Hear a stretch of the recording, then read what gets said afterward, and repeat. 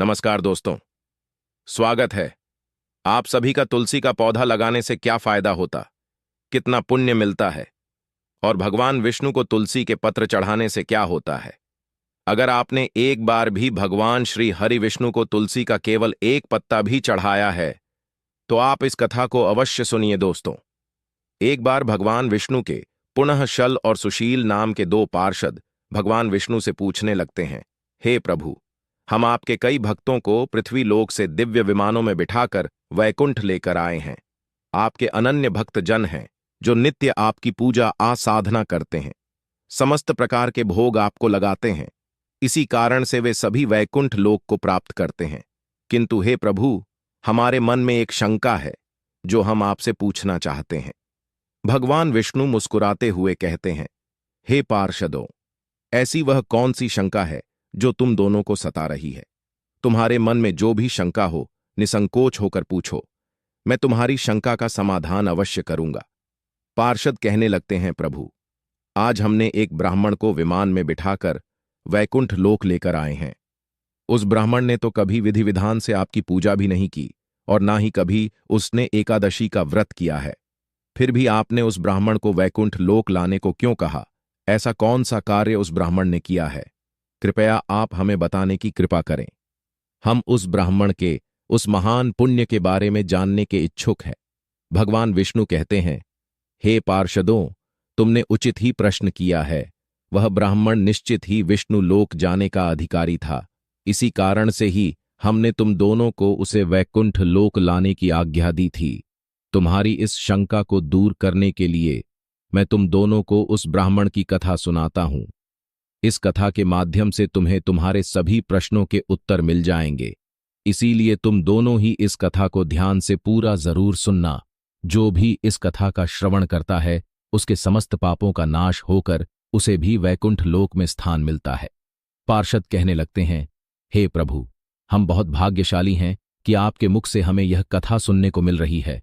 कृपया आप हमसे उस कथा को कहिए। हम एकाग्र चित्त होकर इस कथा का श्रवण करेंगे।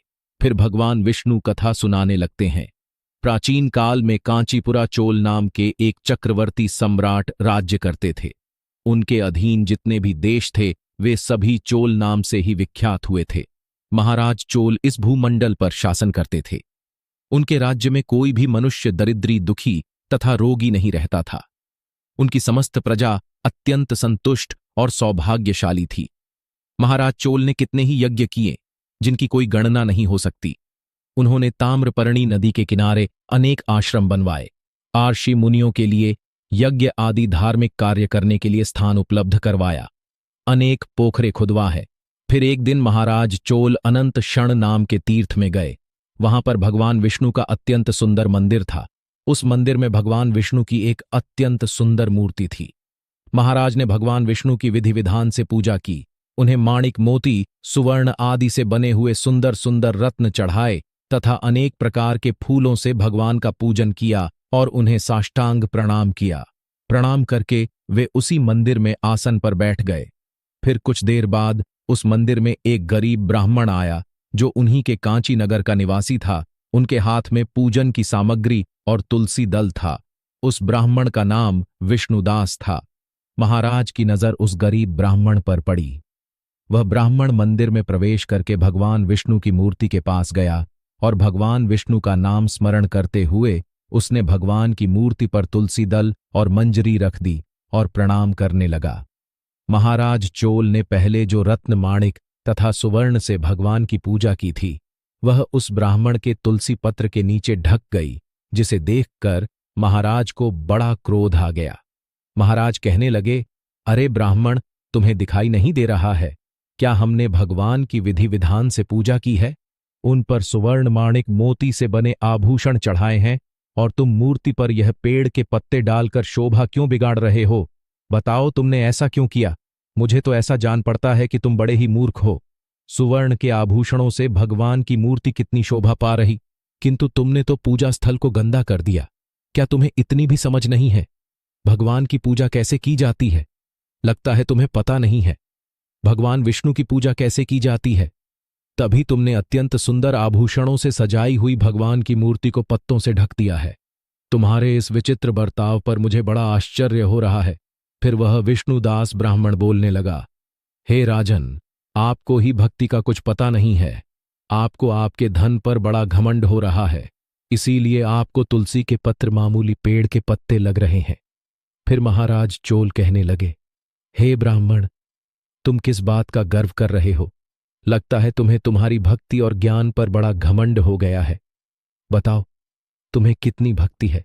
अगर तुम भगवान को प्रिय होते, अगर तुम्हारी भक्ति से भगवान प्रसन्न होते, तो तुम दरिद्री ना रहते। लगता है तुमने भगवान विष्णु को प्रसन्न करने के लिए कभी यज्ञ दान आदि कार्य भी नहीं किए हैं, इसीलिए तुम निर्धन ही हो। भगवान विष्णु की कृपा के कारण ही मैं कांचीपुरम का सम्राट बना हूं और मेरे पास सब प्रकार के ऐश्वर्य है। अगर तुम्हें तुम्हारी भक्ति पर इतना ही विश्वास है तो आज ही इसका फैसला हो जाए। महाराज कहने लगे, यहां पर उपस्थित सभी ब्राह्मण कान खोलकर सुन ले। इस ब्राह्मण में और मुझ में कौन सबसे पहले भगवान विष्णु के दर्शन करता है? जो भी भगवान विष्णु को प्रसन्न करके सबसे पहले उनके दर्शन करेगा, केवल वही सर्वश्रेष्ठ भक्त कहलाएगा। इससे समस्त लोगों को पता चल जाएगा कि किसमें कितनी भक्ति है। फिर उस ब्राह्मण ने महाराज चोल की शर्त स्वीकार कर ली और अपने घर चला गया। फिर महाराज चोल भी अपने राज्य भवन को चले गए। महाराज चोल ने महर्षि मुद्गल को बुलाकर बड़े वैष्णव यज्ञ का अनुष्ठान करने का निर्णय लिया। फिर समस्त आर्षगण और मुद्गल आर्ष भी महाराज के यज्ञ में पधारे और सभी ने मिलकर वैष्णव यज्ञ का आरंभ किया। उन्होंने बहुत सारा धन और अन्न खर्च किया, अनेक ब्राह्मणों को बुलाकर भोजन कराया और दान धर्म किया। उधर विष्णुदास भी अपने घर चला जाता है और घर पर ही भगवान विष्णु का पूजन करने लगता है। उसके घर के सामने अनेक तुलसी के पौधे लगे हुए होते हैं। वह नित्य उनकी देखभाल करने लगता है। रोज सुबह उठकर तुलसी के पौधों को जल देता है और भांति भांति प्रकार से उन पौधों का पालन पोषण करता है। गुरुवार को बिना छूके तुलसी के पौधे में गाय का कच्चा दूध डालने लगता है। उठते बैठते चलते भोजन करते समय वह भगवान विष्णु का नाम स्मरण करने लगता है। वह द्वार पर आए हुए समस्त प्राणियों में भगवान विष्णु को ही देखकर उनकी सेवा करने लगा। इस प्रकार से महाराज चोल वैष्णव यज्ञ दान धर्म आदि से भगवान विष्णु का पूजन करने लगे और विष्णुदास अपने घर पर ही तुलसी के पौधों को जल चढ़ाकर भगवान विष्णु का नाम स्मरण करते हुए उनकी भक्ति करने लगे। कुछ समय बीत जाने के बाद एक दिन विष्णुदास ने नित्य कर्म से निवृत्त हो जाने के बाद भोजन तैयार किया और तुलसी को जल चढ़ाने के लिए चला गया। फिर जब उसने घर के अंदर आकर देखा तो किसी ने उसके भोजन को चुरा लिया था। विष्णुदास ने देखा घर के अंदर से भोजन गायब है। फिर उन्होंने दोबारा भोजन नहीं बनाया, क्योंकि उन्हें सायंकाल की पूजा के लिए समय कम पड़ रहा था, जिससे उनका प्रतिदिन का नियम भंग हो जाएगा। इसीलिए वे भूखे ही रह गए। फिर दूसरे दिन उन्होंने भोजन तैयार किया और तुलसी पत्र डालकर घर के अंदर रखकर तुलसी को जल देने के लिए चले गए। फिर से किसी ने उनके भोजन को चुरा लिया। जब विष्णुदास घर के अंदर आए तो उन्होंने देखा कि आज फिर किसी ने उनका भोजन हड़प लिया है। इस प्रकार से 7 दिनों तक कोई आकर उनके भोजन को चुराकर ले जा रहा था। इससे विष्णुदास को बड़ा विस्मय हुआ। वह विचार करने लगे, आहो, यह कौन है जो प्रतिदिन आकर मेरा भोजन चुराकर ले जा रहा है? मैं क्षेत्र संन्यास लेकर इस वन में निवास कर रहा हूं। अब मैं इस स्थान का भी परित्याग नहीं कर सकता। अब इस प्रकार से मैं कैसे भोजन करूं? प्रतिदिन भूखा रहकर मैं कैसे जीवित रह पाऊंगा? अगर इस प्रकार से ही चलता रहा तो मेरी मृत्यु हो जाएगी। अच्छा, आज मैं खुद अपने द्वारा बनाए गए भोजन की रक्षा करूंगा। देखता हूं कौन आकर मेरा भोजन चुराकर ले जा रहा है। इतना सोचकर वह ब्राह्मण भोजन बनाकर घर में रख देता है और पास ही एक जगह पर छिपकर खड़ा हो जाता है। इतने में ही एक दुबला पतला चांडाल उस स्थान पर आता है और ब्राह्मण के द्वारा बनाया हुआ भोजन चुराने लगता है। उसे देखकर ब्राह्मण विष्णुदास को उस पर बड़ी दया आ गई। उस चांडाल का शरीर अत्यंत दुर्बल था। उसके मुख पर दीनता छा रही थी। शरीर में हड्डी और चमड़ी के अलावा कुछ नहीं बचा था। जैसे ही वह चांडाल भोजन चुराकर जाने लगा, विष्णुदास ने उस चांडाल से कहा, हे भाई, जरा ठहरो, क्यों रूखा सूखा खाते हो? साथ में यह घी भी ले जाओ। ब्राह्मण की आवाज सुनते ही वह चांडाल बड़े वेग से भागने लगा और मूर्छित होकर गिर पड़ा। उस चांडाल को मूर्छित होकर पड़ा देखकर विष्णुदास शीघ्रता से चलकर उसके पास गए और उसके मुख में पानी डालने लगे। तदनंतर जब वह चांडाल उठकर खड़ा हुआ तो ब्राह्मण ने उससे पूछा, हे भाई, तुम कौन हो? तुम अत्यंत भूखे दिखाई पड़ रहे हो। यदि तुम्हें भोजन चाहिए तो मुझसे कह देते, मैं तुम्हें सारा भोजन दे देता। ब्राह्मण की बात सुनकर वह चांडाल मुस्कुराने लगा और उसने अपना असली रूप धारण किया। वह चांडाल कोई और नहीं बल्कि साक्षात भगवान विष्णु ही थे। हाथ में शंख चक्र गदा धारण किए हुए, कटी में पीतांबर, मस्तक पर किरीट शोभा पा रहे थे। अपने प्रभु को साक्षात अपने सामने खड़ा हुआ देखकर विष्णुदास को बड़ा आश्चर्य हुआ और वे भगवान को बारंबार प्रणाम करने लगे। भगवान विष्णु उस ब्राह्मण से कहने लगे, हे विष्णुदास, मैं तुम्हारी भक्ति से अत्यंत प्रसन्न हूं। तुमने नित्य जो तुलसी की पूजा की है और अपने द्वार पर आए अतिथियों का पूजन किया है, इससे मैं संतुष्ट हो गया हूं। मैं तुम्हारी भक्ति से प्रसन्न होकर तुम्हें दर्शन देने के लिए ही आया हूं। अब तुम इस दिव्य विमान में बैठकर वैकुंठ चलकर मेरे साथ वहीं पर निवास करो। इतना कहकर भगवान विष्णु वहां से अंतर्ध्यान हो गए। फिर वह ब्राह्मण दिव्य विमान में बैठकर वैकुंठ लोक जाने लगा। उसी समय महाराज चोल ने जब देखा कि एक दिव्य विमान में बैठकर वह विष्णुदास ब्राह्मण वैकुंठ लोक जा रहा है तो उन्हें बड़ा आश्चर्य हुआ। उन्होंने तुरंत आर्षि मुद्गल को बुलाया और उनसे कहने लगे, हे महर्षि, मैंने उस ब्राह्मण के साथ शर्त लगाई थी कि किससे पहले भगवान विष्णु दर्श देंगे। मैंने यह महाविशाल वैष्णव यज्ञ किया तथा दान धर्म आदि का अनुष्ठान किया है, किंतु वह ब्राह्मण मुझसे पहले ही दिव्य विमान में बैठकर वैकुंठ लोक जा रहा है। मैंने ऐसा कौन सा कार्य नहीं किया है जिससे भगवान विष्णु मुझ पर प्रसन्न नहीं हुए हैं। मैंने विधि विधान से भगवान का पूजन किया है तथा समस्त ब्राह्मणों को दान दक्षिणा दी है, किंतु अभी तक भगवान विष्णु मुझ पर प्रसन्न नहीं हुए हैं। इसीलिए मुझे जान पड़ता है कि भगवान विष्णु केवल दान और यज्ञ से प्रसन्न नहीं होते। उस ब्राह्मण ने अवश्य ही मुझसे बढ़कर कोई विशेष कार्य किया है जिससे वह प्रभु के दर्शन का अधिकारी बन गया है। इतना कहकर महाराज अत्यंत दुखी हो गए और उन्होंने अपने प्राण त्यागने का निर्णय लिया। उन्होंने अपने सिंहासन का त्याग किया। उनकी कोई संतान नहीं थी। उन्होंने आजीवन ब्रह्मचर्य व्रत का पालन किया था।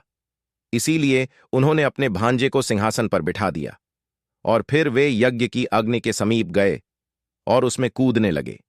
तभी देवर्षि नारद उस स्थान पर प्रकट हुए और उन्होंने महाराज को रोक लिया। महाराज देवर्षि से कहने लगे, हे मुनिवर, आज मुझे ना रोकिए। मेरा जन्म विफल हुआ, मेरा सारा यज्ञ और मेरी पूजा भी विफल हो गई। मैंने आजीवन भगवान विष्णु का पूजन किया, यज्ञ आदि कार्य किए, किंतु भगवान विष्णु उस ब्राह्मण पर प्रसन्न हुए। मुझ पर धिक्कार है, तो मैं अपने प्रभु को प्रसन्न न कर सका।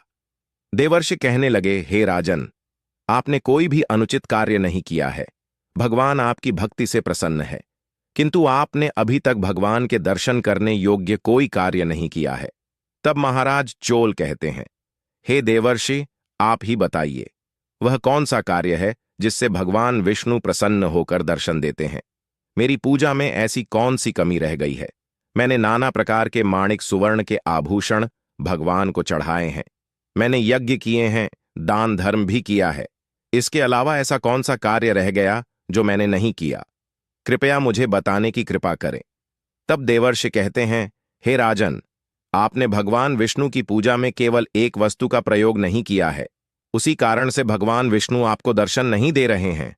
आपने तुलसी दल का प्रयोग नहीं किया है। जब उस ब्राह्मण ने भगवान विष्णु पर तुलसी दल चढ़ाए तो आपने तुलसी पत्र को मामूली पेड़ के पत्ते कहकर उसका अपमान किया है, और भगवान विष्णु को तो तुलसी के पत्र सबसे अधिक प्रिय है। आपके सुवर्ण के गहने, माणिक, मोती आदि धन संपत्ति और दान सब कुछ तुलसी के पत्र के आगे तुच्छ है। यदि आप भगवान विष्णु को प्रसन्न करना चाहते हैं, उनके दर्शन करना चाहते हैं, तो आप उन्हें तुलसी पत्र चढ़ाइब। विष्णु तुलसी पत्र के बिना किसी भी प्रकार का भोग स्वीकार नहीं करते हैं। उस ब्राह्मण ने नित्य तुलसी के पौधों की सेवा की है। भगवान विष्णु को नित्य तुलसी के पत्र डालकर भोग लगाया है। इसीलिए उसे भगवान विष्णु के साक्षात दर्शन हुए हैं। इसीलिए हे राजन, आप भी तुलसी की वाटिका का निर्माण करें, तुलसी के पौधे लगाए, तुलसी के पौधों की देखभाल करें और भगवान विष्णु को भोग में तुलसी के पत्र चढ़ाए। देवर्षि के वचन सुनकर महाराज को पश्चाताप होने लगा। उन्हें अपनी भूल समझ में आ गई और फिर उन्होंने अपने राजमहल के पास तुलसी के सुंदर सुंदर पौधों का रोपण किया और नित्य तुलसी को जल देने लगे। भगवान विष्णु को भोग में तुलसी के पत्र चढ़ाने लगे, जिससे उनके सभी दोष समाप्त हो गए। और फिर एक दिन भगवान विष्णु ने साक्षात महाराज चोल को दर्शन दिए और कहने लगे, हे वत्स, मैं तुम्हारी भक्ति से अत्यंत प्रसन्न हूं। तुम्हारे द्वारा चढ़ाए हुए भोग से भी मैं संतुष्ट हूं। इसीलिए अब तुम इस दिव्य विमान में बैठकर वैकुंठ लोक चलो और मेरे साथ निवास करो। फिर महाराज चोल भी दिव्य विमान में बैठकर विष्णु लोक को चले गए। भगवान विष्णु कहते हैं, हे पार्षदों, इस प्रकार से मुझे तुलसी के पत्र सबसे अधिक प्रिय है। केवल तुलसी के पत्र का भोग छड़ने के कारण ही उस ब्राह्मण को विष्णु लोक की प्राप्ति हुई है। भगवान विष्णु के द्वारा इस कथन को सुनकर दोनों पार्षद अत्यंत प्रसन्न हुए और भगवान विष्णु को बारंबार प्रणाम करने लगे। तो दोस्तों, इस प्रकार से भगवान विष्णु को भोग लगाते समय तुलसी के पत्तों का प्रयोग अवश्य करना चाहिए। क्रोध, दंभ आदि का परित्याग करके भगवान विष्णु का पूजन नित्य करना चाहिए। एकादशी का व्रत करके तुलसी के पौधे की अच्छी तरह से देखभाल करनी चाहिए।